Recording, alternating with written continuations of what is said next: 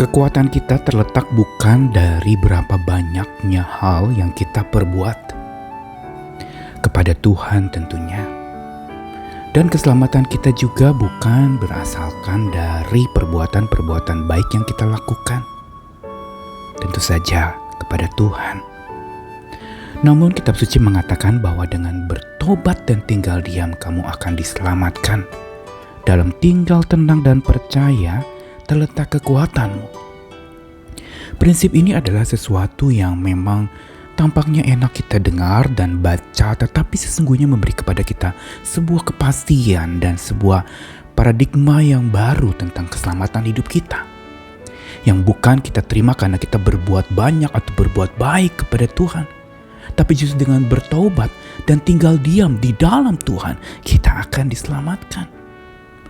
Dan juga kekuatan kita justru bukan terletak di mana kita lalu berjuang, perang, habis-habisan, bertarung demikian rupa maka kita kuat. Tapi justru dalam tinggal tenang dan percaya, kekuatan kita itu akan makin bertambah. Makin bertobat, makin selamat, makin tenang dan percaya, makin kuat.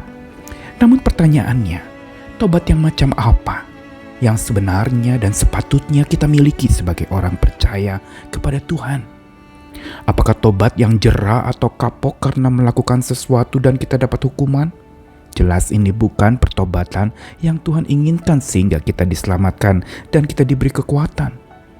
Tapi pertobatan yang Tuhan minta dari setiap kita adalah sebuah pertobatan yang benar-benar bukan sekedar jera atau kapok, tapi benar-benar bertekuk lutut dan berserah kepada Tuhan, menyadari bahwa diri ini tidak berdaya, penuh dengan kebangkrutan hidup, penuh dengan kegagalan dan kehancuran.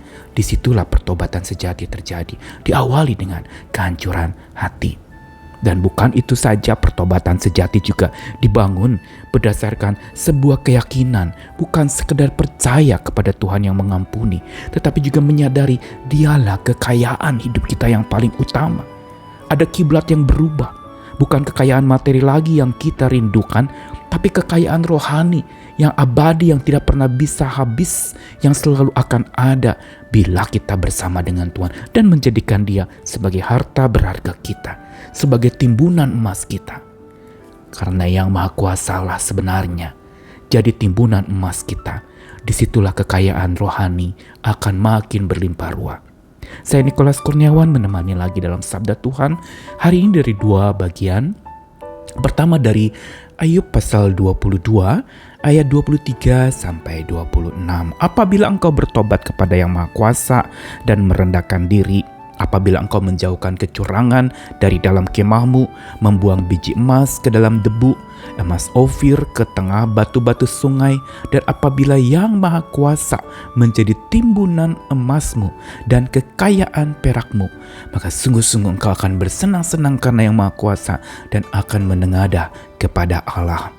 Dan satu lagi dari perjanjian baru, contoh seorang yang bertobat secara sejati. Lukas 19 ayat 8-10 tentang Sakius. Tetapi Sakius berdiri dan berkata kepada Tuhan, Tuhan, setengah dari milikku akan kuberikan pada orang miskin, dan sekiranya ada sesuatu yang kuperas dari seseorang akan kukembalikan 4 kali lipat. Kata Yesus kepadanya, hari ini telah terjadi keselamatan pada rumah ini, karena orang ini pun anak Abraham. Sebab anak manusia datang untuk mencari dan menyelamatkan yang hilang. Dua sabda Tuhan ini mau memberitahu kepada kita tentang satu topik, yaitu pertobatan. Dalam kitab Ayub ini diucapkan dan diungkapkan oleh Elifaz, salah satu teman Ayub yang ingin menghibur Ayub. Memang tulisan-tulisan Elifaz tidak sepenuhnya benar. Ada juga kata-kata yang memojokkan dan menyalahkan Ayub. Karena Ayub mempunyai kesalahan maka dia menderita. Tetapi mengenai pertobatan, apa yang dituliskan oleh Elifaz ini adalah satu hal yang mengandung kebenaran. Bahwa bertobat kepada Yang Maha Kuasa itu bukan saja menjauhkan kecurangan dari kemahmu, dikatakan, merendahkan diri dan menjauhkan pelanggaran itu, atau membuang biji emas ke dalam debu, atau emas Ofir ke tengah batu-batu sungai. Tetapi bila Yang Maha Kuasa jadi timbunan emasmu dan kekayaan perakmu, maka disitulah sebenarnya pertobatan yang sejati. Yang berarti nilainya berubah. Bukan lagi segala kekayaan materi atau sesuatu yang kita banggakan, yang kita pikir itulah kejayaan kita. Tetapi justru Tuhan yang Maha Kuasa jadi kekayaan, jadi timbunan emas, jadi kekayaan perak. Dan itulah yang membuat kita benar-benar mengalami sebuah pertobatan yang Tuhan kehendaki. Sebuah pertobatan yang bukan jera atau kapok karena melakukan sesuatu dan dapat hukuman. Tapi sebuah pertobatan yang datang berbakti, merendahkan diri, bersujud, berlutut, dan menjadikan Tuhan sebagai yang utama dalam hidupnya. Percaya kepadanya dan jadikan dia kekayaan hidup yang paling utama. Percaya dan diperkaya. Makin kita percaya kepada Tuhan sebagai kekayaan utama kita, maka makin kita akan diperkaya juga oleh Tuhan dalam iman percaya kita. Ini sebuah hubungan timbal balik. Dan ini yang terjadi dalam diri Zakius. Di Perjanjian Baru, seorang ketua atau kepala pemungut cukai yang lalu bertobat dan menerima Yesus masuk ke rumahnya. Pertobatan terjadi dan Zakius berdiri dengan mengatakan akan menyerahkan hartanya kepada orang miskin. Dan ada yang kuperas dia akan kembalikan 4 kali lipat. Yang berarti bagi Zakius yang tadi yang mengejar harta materi, yang mengejar segala macam kekayaan, itu buat dia tidak bernilai lagi. Karena kekayaan di dalam Tuhan dan oleh Tuhan dan bersama Tuhan itu jauh lebih berharga. Kita lihat inilah yang Zakius miliki dan inilah pertobatan sejati yang Tuhan inginkan dari kita. Hari ini mungkin kita punya banyak sekali pergumulan-pergumulan yang semuanya sedang mengajarkan kepada kita untuk beralih dari apa yang kelihatan, dari materi, dari kekayaan duniawi yang bisa hilang dan bisa punah, menuju kepada kekayaan rohani yang tersedia bagi kita yang percaya dan bertobat, tinggal diam di dalam Tuhan dan jadikan Tuhan sebagai kekayaan utama hidup kita. Yang Maha Kuasalah timbunan emas kita. Itu yang Elifas katakan dan firman Tuhan garis bawahi apa yang Zakius tadi katakan. Aku serahkan semua harta duniawiku karena aku menemukan harta surgawi. Bersama dengan Tuhan itu jauh lebih bernilai hartanya. Harganya lebih tinggi dan itu memberi saya kelegaan.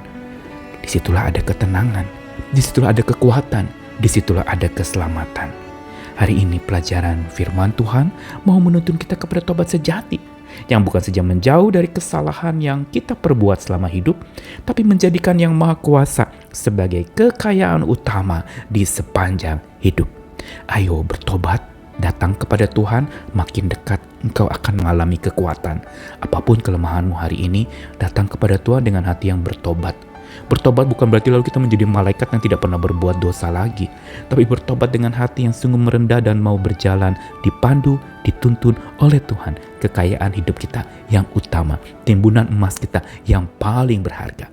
Tuhan mengasihi kita sekalian. Kalau kita menghargai Tuhan, Tuhan lebih lagi dia akan menghargai kita. Tuhan mengasihi kita sekalian. Selamat menjalani hari-hari penuh pertobatan, kerendahan hati, dan berjalan bersama dengan Tuhan. Amin.